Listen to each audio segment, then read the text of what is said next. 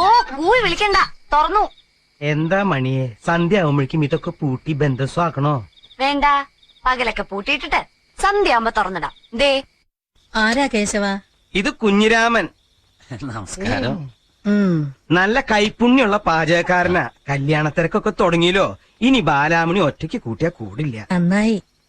ഇവക്കൊരു കൈസഹായത്തിന് പറ്റൂന്ന് വെച്ചാ ഞാൻ ഒരാള് മതി, ഒരു ഊഹം കണക്കെന്ന് പറഞ്ഞാ മതി. സമയാസമയത്ത് വേണ്ടതൊക്കെ കാലായിക്കോളും. മുമ്പ് എവിടെയായിരുന്നു? മുൻപൊക്കെ നല്ല നല്ല സ്ഥലങ്ങളിലായിരുന്നു. കോഴിക്കോട് സാഗർ, പെരിന്തൽമണ്ണ സബ്രീന, കൊണ്ടോട്ടി സീനത്ത്, തൃശൂർ ആലുക്കാസ്. മനസ്സിലായില്ല.